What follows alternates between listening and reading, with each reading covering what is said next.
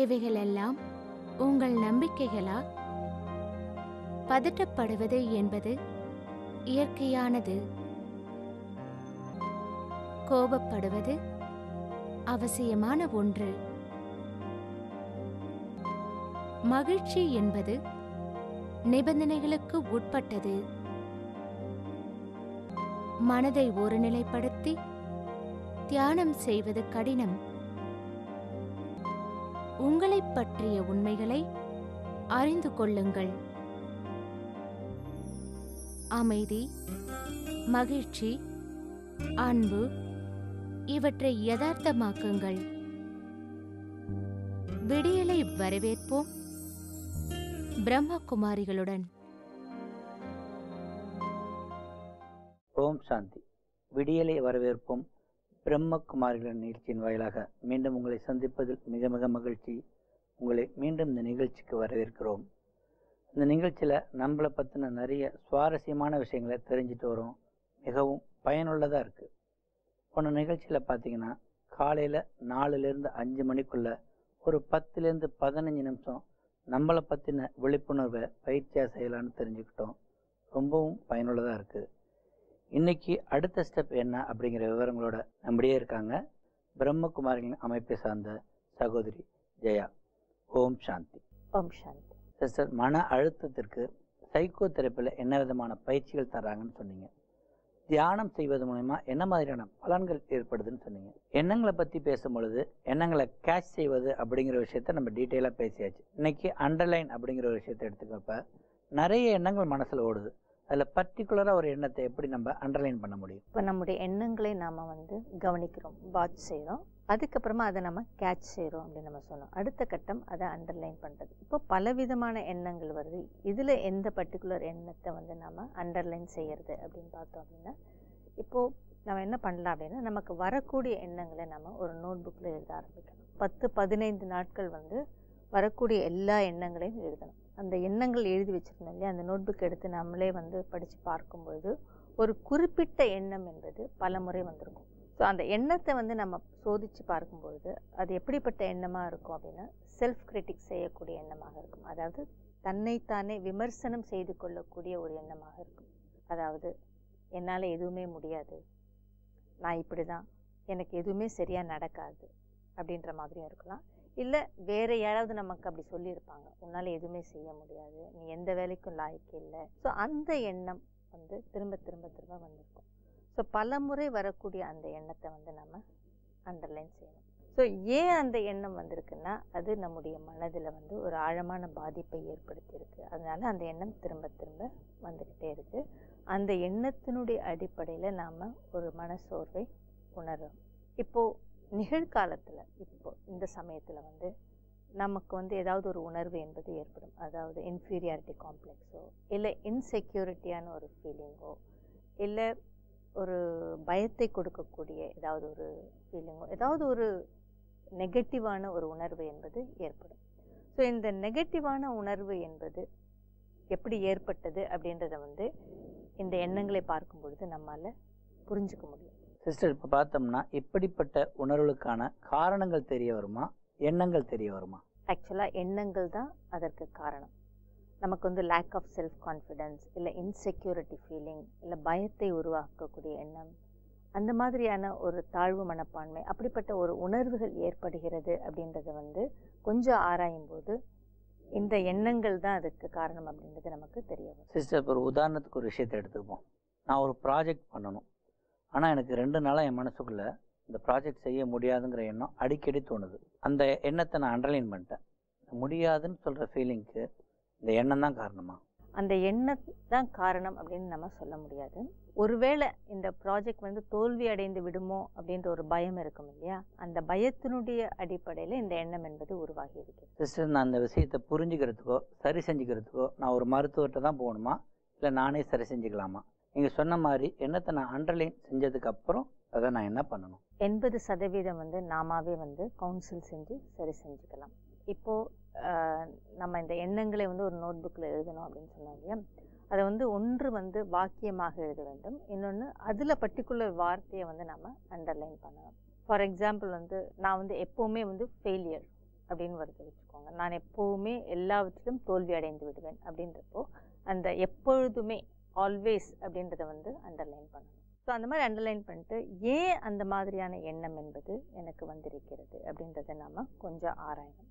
இப்போ இந்த எண்ணங்களுக்கு பின்னால் பொதுவாக என்ன நடக்கும்னா, ஏதாவது ஒரு சம்பவம் வந்து நடந்திருக்கும், எப்பயோ நடந்திருக்கும். ஸோ அந்த சம்பவத்தின் பொழுது யாராவது ஏதாவது சொல்லியிருப்பாங்க. அது என்னுடைய மனதில் எப்படிப்பட்ட பாதிப்பை ஏற்படுத்தியது, இதை எத்தனை முறை எத்தனை 1000 முறை இதை நான் எனக்கு நானே சொல்லி கொண்டேன், அது நமக்கு நினைவுக்கு கொண்டு வரணும். ஸோ அந்த மாதிரி கொஞ்சம் நம்முடைய மனதிற்கு ஆழத்திற்கு போகும்பொழுது நமக்கு தெரிய வரும், இந்த சம்பவத்தினால அந்த மாதிரி அவங்க சொன்னாங்க, அந்த நேரத்தில் நான் என்னுடைய மனம் என்பது அதிகமாக பாதிப்புக்கு உள்ளானது. இப்போ நாம் வந்து அந்த வார்த்தையை வந்து அண்டர்லைன் செஞ்சுக்கிறோம். அதுக்கப்புறமா கொஞ்சம் அதற்கு பின்னால் வந்து அதிகமான ஆழத்துக்கு போய் நம்ம அதை ஆராய்ச்சி பண்ணணும். நீங்கள் என்ன கேட்ட கேள்வியை நான் உங்களை திரும்ப கேட்குறேன். இப்போ நான் ஒரு ப்ராஜெக்ட் செய்யணும், அது செய்ய முடியுமா முடியாதா அப்படின்ற ஒரு எண்ணம் என்பது எனக்கு ஏற்படுகிறது. அப்போ அதுக்கு நீங்கள் என்ன சொல்லுவீங்க? ஏன் அப்படி சொல்கிறீங்க சிஸ்டர்? நிச்சயமாக முடியும் அப்படின்னு தான் நான் சொல்லுவேன். அதே தான் நீங்கள் உங்களுக்கு சொல்லிக்கொள்ள வேண்டும். இப்போது நம்முடைய மனம்தான் நோயாளி, நம்முடைய மனம்தான் கவுன்சிலர். ஸோ ஒவ்வொரு முறையும் வந்து ஏதாவது ஒரு எதிர்மறையான ஒரு விஷயத்தை என்னுடைய மனம் சொன்னால் அதுக்கு நான் திரும்பவும் வந்து ஏன் முடியாது, என்னால் கண்டிப்பாக முடியும், ஏன் முடியாதுன்னு நான் நினைக்கிறேன், அதற்கு காரணம் என்னவாக இருக்கும் அப்படின்னு சொல்லிட்டு நம்முடைய மனதிற்கு நாமே கேள்வியையும் பதிலையும் கொடுத்து கொள்ள வேண்டும். உங்களுடைய மனதுக்கு சொல்லுங்கள், ஏன் செய்ய முடியாது, நான் செய்யணும்னு தானே நினைக்கிறேன். அப்போ உங்களுடைய மனம் என்ன சொல்லும்? இது ஒரு பெரிய ப்ராஜெக்ட், இதுக்கு ப்ரெசன்டேஷன்லாம் ரெடி பண்ணணும், அதிக நேரம் எடுத்துக்கும் அப்படின்னு சொல்லும். நான் செய்ய வேண்டும் என்று நினைக்கிறேனா அப்படின்றத நம்ம கேட்டுக்கணும். ஸோ ஒன்று வந்து நான் செய்ய வேண்டும் என்று நினைக்கிறேன், இன்னொன்று என்னால் செய்ய முடியுமா என்றும் நினைக்கிறேன். இப்போது அடுத்த ஆன்சர் என்ன வரும் அப்படின்னா, ஒருவேளை தோல்வியை அடைஞ்சிட்டோம் அப்படின்ற ஒரு பதிலும் வரும். அதே மாதிரி தோல்வி அடைந்தால் என்ன செய்வது அப்படின்ற மாதிரி பதிலும் கிடைக்கும். ஸோ இந்த மாதிரி இருக்கிறப்போ நம்ம முதல்ல என்ன முடிவு பண்ணிக்கணும் அப்படின்னா, நான் என்ன செய்ய விரும்புகிறேன், இந்த ப்ராஜெக்டை செய்ய விரும்புகிறேன்னா இல்லையா, செய்ய விரும்புகிறேன் அப்படின்னதுக்கு அப்புறமா அதற்கான முயற்சிகளை நான் செய்ய வேண்டும். நம்ம என்ன பண்ணணும்னா, ஒன்று நாம் எதை செய்யணும்னு நினைக்கிறோமோ, எதை செய்ய வேண்டும் என்று விரும்புகிறோமோ அதை செய்ய வேண்டும். அப்படி இல்லைன்னா நாம் எதை செய்கிறோமோ அதை மகிழ்ச்சியுடன் செய்ய வேண்டும். பொதுவாக நாம் என்ன பண்ணுறோம்னா, நம்ம செய்யறதுக்கு விரும்புறதில்லை, ஆனாலும் நாம் அதை செய்கிறோம். ஸோ அந்த மாதிரி செய்யும் பொழுது தான் நம்முடைய மனதில் வந்து பலவிதமான ஒரு தடையான எண்ணங்கள், தடையை உருவாக்கக்கூடிய எண்ணங்கள், எனக்கு இதில் வெற்றி கிடைக்குமா, சரியாக செய்ய முடியுமா, அப்படிப்பட்ட ஒரு எண்ணங்கள் என்பது உருவாகும். சிஸ்டர், இது ரொம்ப நாளாக நான் செய்யணும்னு நினச்ச ப்ராஜெக்ட் தான், விருப்பத்தோடு தான் நான் அதை எடுத்தேன். அப்போ நிச்சயமாக உங்களால் உற்சாகத்தோடு செய்ய முடியும். இப்போ எனக்கு அந்த உற்சாகம் இல்லை, அதுக்கு என்ன காரணம்னு தெரியல சிஸ்டர். ஒரு சில சமயம் நம்ம ஏதாவது ஒரு சில விஷயங்களை சாதிக்கணும் அப்படின்னா அதற்கான முயற்சிகளை நம்ம எடுக்கணும். இப்போ நாம் வந்து ஏதாவது ப்ராஜெக்ட் செய்கிறோம், இல்லை வேறு எங்கேயாவது போய் அதை ப்ரெசன்டேஷன் கொடுக்கணும் அப்படின்னா அதற்கான முயற்சிகளை நாம் எடுக்க வேண்டியிருக்கும். ஃபார் எக்ஸாம்பிள் வந்து நம்ம அதுக்குன்னு ஒரு இடத்துலேருந்து இன்னொரு இடத்துக்கு நாம் போக வேண்டியிருக்கும். ஆனால் அதற்கான முயற்சிகளை செய்யும் பொழுது அதற்கான தடையையும் நானே ஏற்படுத்தி கொள்கிறேன். வேறு யாருக்காவது வந்து இதை சொல்கிறோம் அப்படின்றப்போ அவங்கக்கிட்ட நம்ம என்ன சொல்லுவோம் அப்படின்னா, இவ்வளோ பெரிய ப்ராஜெக்ட் பண்ணுறீங்க, இதற்காக வந்து கொஞ்சம் ட்ராவல் பண்ண முடியாதா, கண்டிப்பாக உங்களால் முடியும், இந்த ப்ரெசன்டேஷன் உங்களால் பண்ண முடியாதா, உங்களால் வந்து நிச்சயமாக பண்ண முடியும், அதுக்கான கெப்பாசிட்டி உங்கள்கிட்ட வந்து நிறைய இருக்குது, கொஞ்சம் அதுக்குன்னு டைம் ஒதுக்குங்க, உங்களுடைய பர்சனல் விஷயத்தெல்லாம் கொஞ்சம் ஒதுக்கி வச்சுட்டு நீங்கள் அதை பாருங்கள். அதுக்கப்புறமா வந்து ட்ராவல் பண்ணுறதும் கூட ரொம்ப சுலபமான விஷயந்தான், கண்டிப்பாக இதை செஞ்சீங்கன்னா அதை நீங்கள் அச்சீவ் பண்ணிடுவீங்க. இப்படி பலவிதமான விஷயங்களை அவங்களுக்கு சொல்லி அவர்களை நாம் வந்து உற்சாகப்படுத்துவோம் இல்லையா. ஒரு தேர்ட் பர்சன் பண்ணும்பொழுது அவங்களுக்கு நம்மளால் வந்து கவுன்சில் பண்ண முடியுது. ஏன் அப்படின்னா நம்ம அதுலேருந்து டிட்டாச்சாக இருக்கோம், அந்த சுச்சுவேஷன்லேருந்து டிட்டாச்சாக இருக்கோம். டிட்டாச்சாக இருக்கும் பொழுது நமக்கு வந்து எல்லாமே வந்து தெளிவாக தெரிகிறது. ப்ராஜெக்ட் செய்யணும், அதற்கான முயற்சிகளை எடுக்கணும், அதற்கான கெப்பாசிட்டியும் வந்து அவங்கக்கிட்ட இருக்குது. ஸோ அவங்க ஏன் பண்ணக்கூடாதுன்னு நினைக்கிறாங்க, ஸோ கண்டிப்பாக பண்ணால் அதில் வெற்றியும் கிடைக்கும். ஸோ இவ்வளோ விஷயங்களையும் நம்மளால் வந்து அவங்களுக்கு எடுத்து சொல்ல முடிகிறது. ஸோ அவங்கள கன்வின்ஸ் பண்ணி அந்த ப்ராஜெக்டை செய்யறதுக்கான ஒரு தைரியத்தையும் உற்சாகத்தையும் நம்மளால் கொடுக்க முடிகிறது. ஸோ இதை மற்றவர்களுக்காக செய்கிறோம் இல்லையா, அதையே நமக்கு செய்து கொள்ள வேண்டும். ஸோ என்னால் ஏன் செய்ய முடியாது, செய்ய முடியும். அடுத்தது இதற்கென்று ஒரு சில முயற்சிகளை நான் எடுக்க வேண்டியிருக்கு, நேரத்தை ஒதுக்க வேண்டியிருக்கு, ட்ராவல் பண்ண வேண்டியிருக்கு. ஸோ இதெல்லாம் வந்து நான் செஞ்சுக்கிட்டே இருக்கணும். ஸோ இதெல்லாம் செய்யும் பொழுது கண்டிப்பாக அதற்கான வெற்றி என்பது எனக்கு கிடைக்கும். ஸோ இதுதான் கவுன்சிலிங். இப்போ நான் சிஸ்டர் நீங்கள் சொல்கிறத வச்சு பார்க்கும்போது என் மனதில் ஓடிட்டு இருக்க எண்ணங்களில் எது எதிர்மறையான எண்ணம்னு தெரிஞ்சு அதை உடனே ஸ்டாப் பண்ணணும்னு சொல்கிறீங்க. ஸோ நமக்கு ஒரு எதிர்மறையான எண்ணம் என்பது வருகிறது அப்படின்றது வந்து நமக்கு தெரியுது. ஸோ அது வந்த உடனே அதை நிறுத்துவதற்கான முயற்சியை நம்ம செய்யணும். 100 முறை அந்த எண்ணம் வந்தாலும் அந்த 100 முறையும் நம்ம அதை ஸ்டாப் செய்யணும். நாம் என்ன தவறு செய்கிறோம் அப்படின்னா 10 முறை அந்த எண்ணம் வந்தது அப்படின்னா 2 முறை ஸ்டாப் பண்ணுறோம், மற்ற முறை வந்துட்டு போகட்டும் அப்படின்னு விட்டுடுறோம். உதாரணத்துக்கு வந்து நம்ம பிளெயினில் போயிட்டுருக்கோம், பிளெயின் கிராஷ் ஆகிடுமோ அப்படின்ற ஒரு எண்ணம் வருகிறது. அதனுடைய அடிப்படையில் பயம் ஏற்படுகிறது. ஸோ அந்த எண்ணம் திரும்ப திரும்ப வரும்.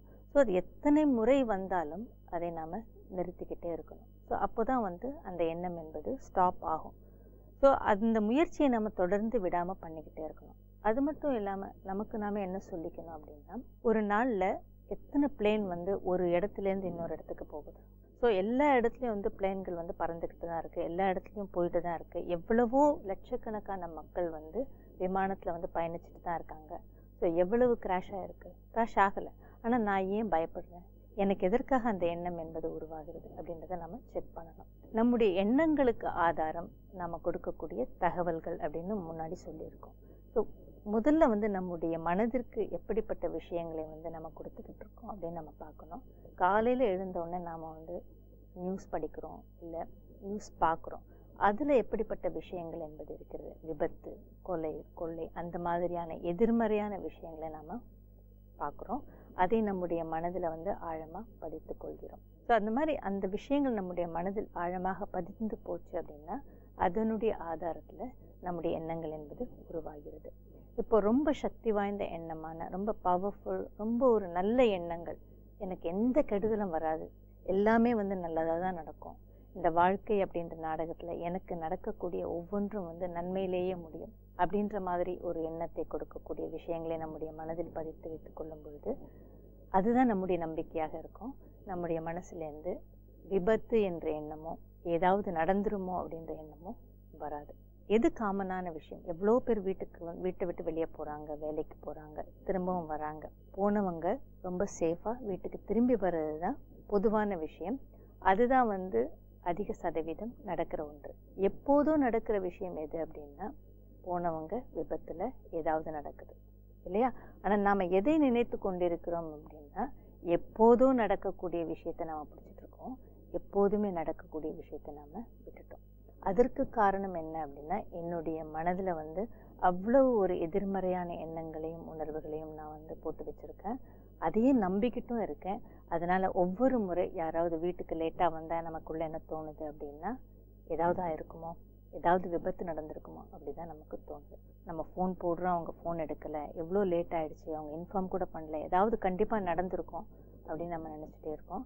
அந்த மாதிரி நேரத்தில் அவங்க வந்த உடனே நம்ம எப்படி ரியாக்ட் பண்ணுவோம்னா, சத்தம் போடுவோம், இல்லை கோபப்படுவோம். நான் எவ்வளோ கஷ்டப்பட்டுட்டு இருந்தேன், ஒரு இன்ஃபர்மேஷன் கொடுக்கூடாத, என்னமோ ஆயிடுச்சு, ஏதோ ஆயிடுச்சோன்னு பயந்துட்டு இருந்தேன். ஸோ எவ்வளவு ஒரு பாதிப்பை நமக்கு நாமே கொடுத்துக்கிறோம், மற்றவர்களுக்கும் நாம் கொடுக்குறோம். இதில் நம்முடைய உடல், மனம், உறவுகள் எல்லாமே வந்து பாதிக்கப்படுகிறது.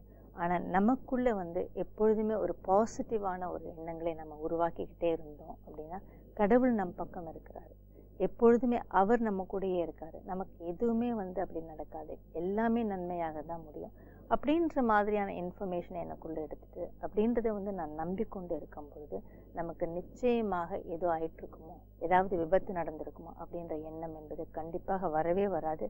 உண்மையிலேயே விபத்து நடந்து யாராவது வந்து நமக்கு சொன்னால் மட்டும்தான் விபத்து அப்படின்ற வார்த்தை என்பது நம்முடைய மனதிலிருந்து வெளியில் வரும். எண்ணங்கள் உருவாவதற்கான அந்த மூலப்பொருளாக இருக்கக்கூடிய தகவல்களை நமக்குள்ளே போடுறது அப்படின்றது வந்து நம்ம ரொம்ப கவனத்தை கொடுக்கணும். எந்த நேரத்தில் அந்த மாதிரி தகவல்களை போடுறோம். பொதுவாக நம்ம வந்து இந்த மாதிரி இன்ஃபர்மேஷனை வந்து காலையில் போடுறோம். அது மட்டும் இல்லாமல் எவ்ரிடே பேசிஸில் நம்ம போடுறோம். ஸோ நாம் எதை மனதிற்கு கொடுக்குறோமோ அதனுடைய அடிப்படையில் தான் மனம் என்பது எண்ணங்களை உருவாக்கும். டாக்டர் வந்து ஒரு சின்ன பயிற்சி ஒன்று கொடுத்துருக்காரு, அதை கூட வந்து நம்ம முயற்சி பண்ணலாம். என்னுடைய தந்தை விமானத்தில் வந்துட்டுருக்காரு, பிளேன் கிராஷ் ஆகிடுமோ அப்படின்ற ஒரு பயம் என்பது எனக்கு உருவாகிறது. அதனுடைய அடிப்படையில் கொஞ்சம் டென்ஷன் ஆகுது. ஸோ ஸோ இந்த மாதிரி சமயத்தில் வந்து அந்த பர்டிகுலர் எண்ணத்தை வந்து நாம் எப்படி ஸ்டாப் பண்ணுறது அப்படின்ற பயிற்சி தான் இது. நமக்கு அந்த எண்ணம் வரும்போது வந்து முடித்த உடனே என்னுடைய தந்தை விமானத்தில் வந்துட்டுருக்காரு, பிளேன் கிராஷ் ஆகிடுமா, அந்த எண்ணம் வந்த உடனே அது உடனே ஸ்டாப் அப்படின்னு சொல்லிட்டு நம்முடைய மனதிற்கு நம்ம கட்டளையை கொடுக்கணும். அடுத்தது என்ன பண்ணணும் அப்படின்னா, அந்த எண்ணம் வரும்பொழுதே வந்து முடிவதற்கு முன்னாலேயே ஸ்டாப் சொல்லலாம். அதாவது என்னுடைய தந்தை விமானத்தில் வந்து கொண்டிருக்கிறார், பிளேன் அப்படின்ன உடனே ஸ்டாப் சொல்லிடும். அதாவது அந்த வாக்கியம் முடிய வேண்டிய அவசியம் கிடையாது. அதுக்கு அடுத்தது வந்து மறுபடியும் அந்த எண்ணம் வரும், என்னுடைய தந்தை விமானத்தில் அப்படின்னு வந்த உடனே மறுபடியும் ஸ்டாப். மறுபடியும் அந்த எண்ணம் வரும்பொழுது என் தந்தை அப்படின்னு வந்த உடனே ஸ்டாப்.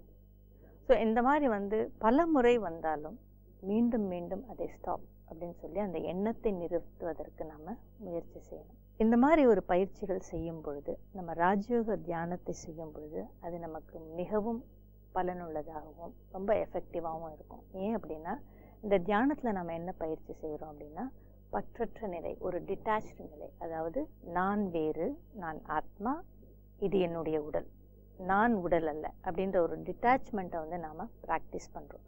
ஸோ அந்த டிட்டாச்மெண்ட்டை நம்ம ப்ராக்டிஸ் பண்ணுறதுனால ஒவ்வொரு சூழ்நிலையிலும் நம்முடைய எண்ணத்திலிருந்து டிட்டாச் பண்ணுறதும், அந்த எண்ணம் தவறானதா இல்லை நேர்மறையானதா அப்படின்னு டிட்டாச் பண்ணி பார்க்குறதுலையும் நமக்கு பயிற்சி என்பது இருக்கும்.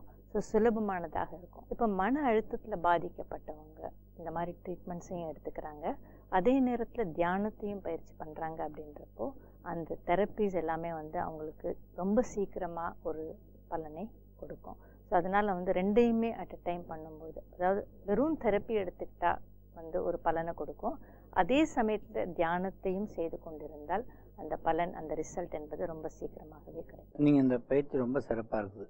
இந்த பயிற்சி 2 நாள் 3 நாள் செஞ்சுட்டு ரிசல்ட்டை எதிர்பார்த்தா நடக்காது. இந்த பயிற்சியை வாழ்நாள் முழுவதும் தொடர்ந்து செய்யும் பொழுது தானே நல்ல ரிசல்ட் கிடைக்கும். ஸோ இந்த மாதிரியான எதிர்மறையான எண்ணங்கள் வரும்பொழுது அந்த எண்ணத்தினுடைய வேகத்தை வந்து நாம் ஸ்லோ செய்ய ஆரம்பிக்கணும். ஸோ வேகத்தை நம்ம வந்து குறைத்தாலே போதும், எண்ணங்கள் வந்து ஸ்லோ ஆனாலே போதும், நம்ம வந்து அந்த எதிர்மறையான எண்ணங்களை நிறுத்துவது என்பது சுலபமாக ஆகிவிடும். ஸோ எதிர்மறையான எண்ணங்கள் என்பது எல்லோருக்குமே வரக்கூடிய ஒன்று. ஆனால் நம்ம அதுக்கு கவனம் கொடுக்காததுனால நம்ம அதை நிறுத்துவதற்கு முயற்சி செய்கிறதில்ல. இப்போ அது எதிர்மறையான எண்ணம் தான் அப்படின்னு நமக்கு தெரியுது. ஸோ அதை நிறுத்துவதற்கான முயற்சி செய்வது என்பது கூட சுலபமான விஷயமாகத்தான் இருக்கும். இந்த பயிற்சிகளை வந்து நம்ம நாள்தோறும் செய்யணும். ஸோ நாள்தோறும் செய்யும் பொழுது நமக்கு வந்து கண்டிப்பாக அதனுடைய பலன் என்பது கிடைக்கும். அதனால வந்து இன்றைக்கி நான் பயிற்சி செஞ்சேன், அடுத்த நாளே வந்து எனக்கு ஒரு நெகட்டிவ் தாட் கூட வராது அப்படின்றது கிடையாது. நமக்கு எப்பொழுதுமே நெகட்டிவ் தாட்ஸ் தான் வந்துட்டுருக்கு. ஆனால் இன்றைக்கி அட்லீஸ்ட் ஒரு தாட்டாவது வந்து ஸ்டாப் ஆச்சு, ஒரு எண்ணமாவது எனக்கு நின்று விட்டது அப்படின்னாலே வந்து அது ஒரு பெரிய அச்சீவ்மெண்ட்டு தான். இப்போ வந்து நமக்கு வியாதி இருக்குது, நம்ம ரொம்ப நோயில் கஷ்டப்பட்டுட்ருக்கோம், நம்ம டாக்டர்கிட்ட போகிறோம், நம்ம மருந்து எடுத்துக்கிறோம், அடுத்த நாளே நம்ம குணமாடி விடுகிறது கிடையாது இல்லையா? ஸோ அதே மாதிரி தான் நமக்கு வந்து ஃபுல்லாக நெகட்டிவிட்டி தான் இருக்குது, நெகட்டிவான எண்ணங்கள் தான் வந்துக்கிட்டே இருக்குது. நம்ம தியானம் செஞ்ச அடுத்த நாளே வந்து எல்லா நெகட்டிவிட்டியும் போயிடும் அப்படின்றது கிடையாது. இப்போது நம்முடைய வியாதிக்காக நம்ம மருத்துவர்கிட்ட போகிறோம், அதுக்காக நம்ம மருந்து எடுத்துக்கிறோம். மருந்து எடுத்துக்கிட்ட அப்புறமா வந்து நம்ம என்ன சொல்கிறோம் அப்படின்னா, எப்படி இருக்குது அப்படின்னு கேட்குறப்போ முதல்ல விட இப்போது பரவாயில்ல அப்படின்னு நம்ம சொல்கிறோம் இல்லையா? முந்தைக்கு இப்போது எவ்வளவோ பரவாயில்ல அப்படின்னு நம்ம சொல்கிறோம். அப்படி சொன்னாலே என்ன அர்த்தம்னா, ட்ரீட்மெண்ட் வந்து வேலை செஞ்சிட்ருக்கு அப்படின்றது தான்.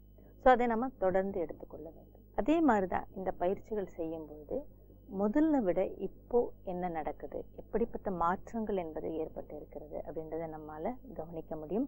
இன்ஃபேக்ட் செய்ய ஆரம்பித்த உடனேயே இதனுடைய பலனை நம்மால் அனுபவம் செய்ய முடியும். ஸோ அந்த மாதிரி வந்து நம்ம பயிற்சி செய்து கொண்டே இருந்தோம் அப்படின்னா கண்டிப்பாக ஈவன் ஒரு நெகட்டிவ் தாட் குறைஞ்சிடுச்சு அப்படின்னா கூட அதுவே வந்து நமக்கு கிடைத்த மிகப்பெரிய வெற்றி தான். இது எப்படின்னா, எப்பொழுதுமே நம்ம பாசிட்டிவாக இருக்கோம் அப்படின்னா பரவாயில்ல, எப்பொழுதுமே நாம் நெகட்டிவாக தான் இருக்கோம், ஒரு பாசிட்டிவ் கூட கிடையாது அப்படின்றப்போ ஒரு பாசிட்டிவ் எண்ணம் வந்தாலே கூட அது நமக்கு ஒரு நல்ல ஒரு உணர்வை கொடுக்கும். இது எப்படின்னா, சாப்பாடே சாப்பிடாதவங்க வந்து பல மாதங்களாக சாப்பிடவே இல்லை, அவங்களுக்கு வந்து ஒரு நல்ல சாப்பாடு கிடைச்சா அப்படி ரொம்ப நல்லா உணர்வாங்க இல்லையா? அந்த மாதிரி தான் நம்முடைய மனம் முழுவதும் எதிர்மறை எண்ணங்களால் நிரம்பி இருக்குது, எதிர்மறை உணர்வுகளால், வேதனை வலியினால் எப்பொழுதுமே இருந்து கொண்டிருக்கிறது. அந்த மாதிரி நேரத்தில் ஒரு எண்ணம் எனக்கு ஒரு நல்ல உணர்வை கொடுக்கிறது அப்படின்னா நிச்சயமாக நல்ல உணர்வை நாம் அனுபவம் செய்ய ஆரம்பிப்போம்.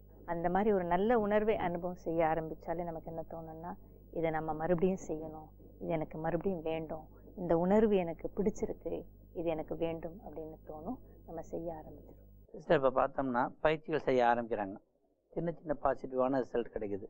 இதை பார்த்துட்டு எனக்கு பெரிய மாற்றம் நடந்துருச்சு அப்படின்னு நினச்சிட்டு இந்த பயிற்சிகள் செய்கிறத விட்டுரும். அந்த மாதிரி பயிற்சியை நிறுத்திவிடக்கூடாது.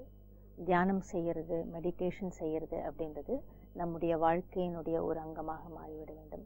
எப்படி சாப்பிட்றது அப்படின்றது நம்முடைய வாழ்க்கையின் ஒரு அங்கமாகிடுச்சோ அந்த மாதிரி தியானம் செய்வது என்பது நம்முடைய வாழ்க்கையினுடைய ஒரு அங்கமாகவும் ஆயிடணும். நம்ம ஏன் சாப்பிட்றோம்? வியாதி வரும்பொழுதும் நம்ம உடல் ஆரோக்கியம் குறைவாக இருக்கும் பொழுதும் நம்ம சாப்பிட்றதில்ல இல்லையா? நம்ம சாப்பிட்றதே உடல் ஆரோக்கியம் குறையாமல் இருப்பதற்கும் பலகீனமாக இல்லாமல் இருப்பதற்கும் தானே. அதே மாதிரி தான் நமக்கு நெகட்டிவ் தாட்ஸ் வரும்பொழுதும் இல்லை நம்முடைய மனம் பலகீனமாக இருக்கும் பொழுது மெடிடேஷன் செய்யணும் அப்படின்னு இல்லாமல், மனம் பலகீனமாக ஆகிவிடக்கூடாது, நமக்குள்ளே எதிர்மறையான எண்ணங்கள் வந்துவிடக்கூடாது அப்படின்றதுக்காக நாள்தோறும் நாம் தியானத்தை செய்யக்கூடிய பயிற்சியை நாம் செய்யணும். ஸோ எப்படி சாப்பிட்றது, தண்ணி குடிக்கிறது, தூங்கிறது அப்படின்றது நம்முடைய வாழ்க்கையினுடைய ஒரு பகுதியாக ஒரு அங்கமாக ஆகிவிடுகிறதோ அதே போல் தியானம் செய்வது அப்படின்றது கூட நம்முடைய வாழ்க்கையினுடைய ஒரு பகுதியாக ஆகிவிட வேண்டும். ஸோ அந்த மாதிரி இருக்கும் பொழுது தான், நாள்தோறும் நம்ம செய்யும் பொழுது தான் அந்த பயிற்சியில் நமக்கு பலன் என்பது கூட கிடைக்கும். ஸோ டாக்டர் கூட ஒரு சின்ன ஒரு டெக்னிக்கு சொல்லி கொடுத்துருக்காரு. ஒவ்வொரு எண்ணத்தையும் வாட்ச் செய்யுங்க, அதுக்கப்புறமா அதை மேட்ச் செய்யுங்க, அதுக்கப்புறமா கேட்ச் செய்யுங்க அப்படின்னு சொல்கிறாரு. வாட்ச் பண்ணுறது அப்படின்னா ஒரு எண்ணம் வருகிறது, அது என்ன எண்ணம் அப்படின்றத பார்க்கணும். அதுக்கப்புறமா நான் யார்? நான் ஒரு ஆத்மா, அமைதி என்பது என்னுடைய குணம், அன்பு என்பது என்னுடைய குணம், மகிழ்ச்சி என்பது என்னுடைய சுபாவம். ஸோ இந்த எண்ணம் அதுக்கு மேட்ச் ஆகுதா அப்படின்றத பார்க்கணும். ஸோ அப்படி பார்க்கும்பொழுது அந்த எண்ணம் எதிர்மறையான எண்ணமா அப்படின்றத நம்மளால் கேட்ச் பண்ணிட முடியும். ஸோ அதை கேட்ச் பண்ணிவிட்டு அதை மாற்றுவதற்கான முயற்சியை நாம் செய்யணும். ஸோ எல்லா தெரப்பிலையுமே எண்ணங்களை மாற்றுவதற்கான ஒரு டெக்னிக்கு தான் சொல்லி கொடுக்குறாங்க. ஆனால் ராஜயோக தியானம் செய்யும் பொழுது அந்த தெரப்பி இன்னும் எஃபெக்டிவாக இருக்கும். ஏன் அப்படின்னா, நமக்கு ஆல்ரெடி ஒரு ப்ராக்டிஸ் ஒன்று இருக்குது. நான் வேறு, இந்த உடல் வேறு அப்படின்னு உடல்லேருந்து நம்மளை நாம் டிட்டாச் பண்ணி பார்க்கக்கூடிய ஒரு அனுபவம் என்பது நமக்கு ஆல்ரெடி இருக்கிறதுனால நம்மால் எண்ணங்களை கவனிப்பது, எது எதிர்மறையான எண்ணம், எந்த எண்ணம் எனக்கு இப்படிப்பட்ட உணர்வை கொடுக்கிறது அப்படின்றத கவனிப்பது மற்றும் மாற்றுவது என்பது சுலபமானதாக.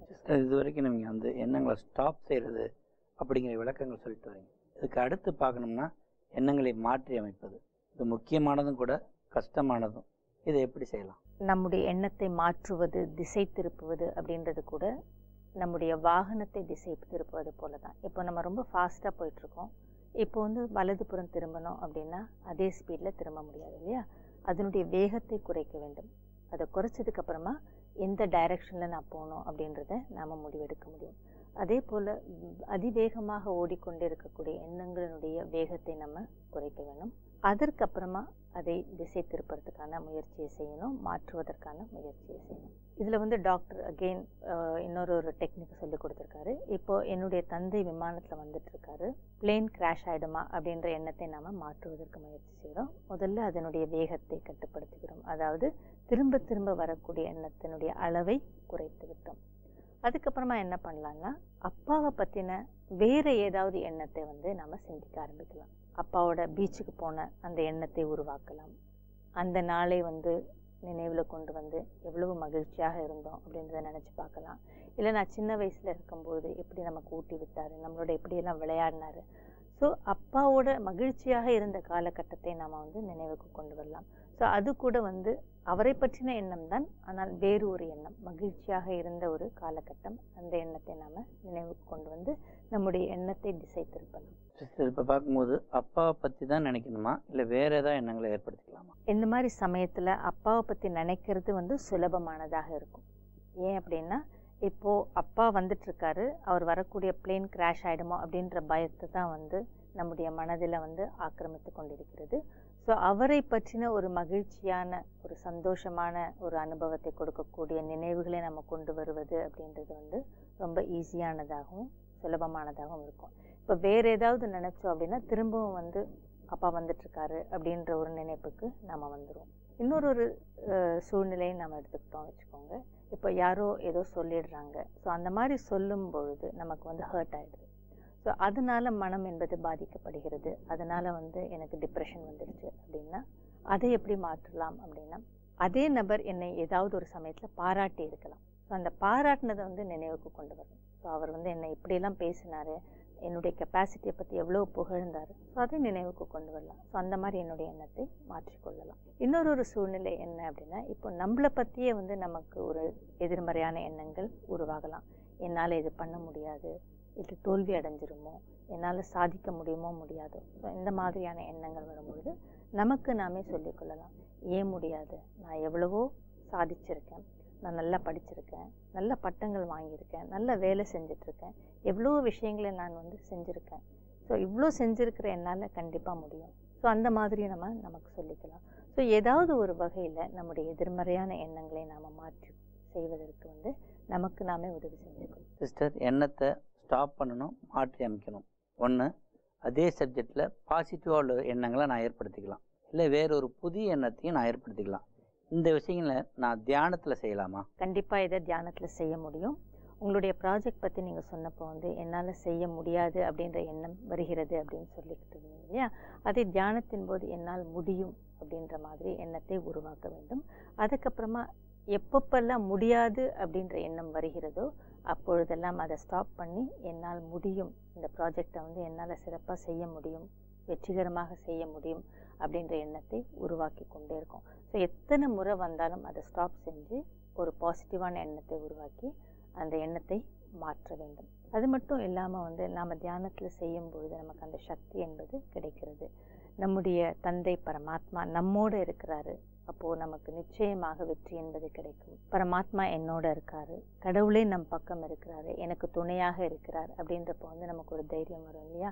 ஸோ நான் ஒரு சக்தி வாய்ந்த ஆத்மா, என்னால் செய்ய முடியாது என்பது எதுவுமே கிடையாது, கண்டிப்பாக அதை செய்யக்கூடிய சக்தி என்னிடம் இருக்கிறது, அதற்கான வெற்றியை நான் பார்க்கக்கூடிய சக்தி என்னிடம் இருக்கிறது அப்படின்ற மாதிரி எண்ணங்களை வந்து தியானத்தில் உருவாக்கணும். அதே மாதிரி நாள்தோறும் அந்த எண்ணத்தை உருவாக்கி கொண்டே இருக்கணும். ஸோ நம்முடைய தந்தை ஒரு பெரிய ஆளாக இருக்கார், பலம் வாய்ந்தவராக இருக்கிறாரு அப்படின்னா நமக்கு எந்த கவலையுமே இருக்காது இல்லையா? நம்ம மற்றவங்க கூட என்ன சொல்லுவோம் அப்படின்னா, உங்களுக்கு ஏதாவது உதவி வேணும்னா என்கிட்ட சொல்லுங்கள், எங்கள் அப்பா கிட்ட சொல்லி நான் செய்கிறேன் அப்படின்னு சொல்லுவோம் இல்லையா? அதே மாதிரி தான் கடவுளே நமக்கு துணையாக இருக்கிறார் அப்படின்றப்போ நாம் எதற்குமே பயப்பட வேண்டிய அவசியம் இல்லை. கண்டிப்பாக நம்மால் முடியும் அப்படின்ற ஒரு சக்தி வாய்ந்த எண்ணத்தை உருவாக்கி கொண்டு அந்த ப்ராஜெக்டில் நம்ம இறங்கணும். இந்த எண்ணங்கள் எல்லாமே அந்த ப்ராஜெக்ட் தொடங்கிறதுக்கு முன்னாடியே நாம் செஞ்சிடணும். அப்பொழுதுதான் எந்த தடையும் இல்லாமல் அந்த ப்ராஜெக்ட் என்பது வெற்றி பெறும். ரொம்ப சிறப்பாக சொன்னீங்க சிஸ்டர். நம்பிக்கை ஊற்ற நிறைய விஷயங்களை சொல்லியிருக்கீங்க. எண்ணம் அப்படிங்கிறது நம்மள்ட்ட தான் தோணுது. அது தேவையில்லாத எண்ணங்களாக இருந்தால் கொஞ்சம் கொஞ்சமாக குறைச்சிடலாம். அந்த எண்ணங்கள் தோன்றும் போது எதிர்மறையான எண்ணங்களை இல்லாமையும் பார்த்துக்கலாம், நேர்மறையான எண்ணங்களை மாற்றி அமைச்சிக்கலான்னு நிறைய நல்ல விஷயங்களை சொன்னீங்க. நன்றி. ஓம் சாந்தி. ஓம் சாந்தி. நேர்களே, இதை பார்த்து கொண்டிருக்கும் உங்களுக்கும் நிறைய சந்தேகங்கள் ஏற்படும். உங்களுக்கான விளக்கங்களை உங்கள் அருகாமையில் இருக்கிற பிரம்மகுமாரி தியான மையத்துக்கு சென்று தெளிவுபடுத்திக் கொள்ளலாம். மேலும் விவரங்களுக்கு எங்களுடைய தொலைபேசி எண், இமெயில் மூலியமாக தெரிந்து கொள்ளலாம். அடுத்த நிகழ்ச்சியில் சந்திப்போம். ஓம் சாந்தி. ஓம் சாந்தி. I'm a peaceful soul. Om Shanti Om. I'm a peaceful soul. ये ध्वनि मंगल ध्वनि है. Om Shanti Om. This sound is a sacred sound. Om Shanti Om. Om Shanti Om. I'm a peaceful soul. Brahma குமாரிகளின் சேவை மையங்களில் ராஜயோக தியான பயிற்சி இலவசமாக அளிக்கப்படுகிறது. நாள்தோறும் 1 மணி நேரம் 7 நாட்களுக்கு இந்த பயிற்சி அளிக்கப்படுகிறது. உலகெங்கிலும் 8500க்கும் மேற்பட்ட சேவை மையங்கள் இயங்கி வருகின்றது. இந்தியாவில் முக்கிய நகரங்களில் மட்டுமின்றி சிறு சிறு கிராமங்களிலும் சேவை மையங்கள் இயங்குகின்றது. மேலும் விவரங்களுக்கு நீங்கள் தொடர்பு கொள்ள வேண்டிய முகவரி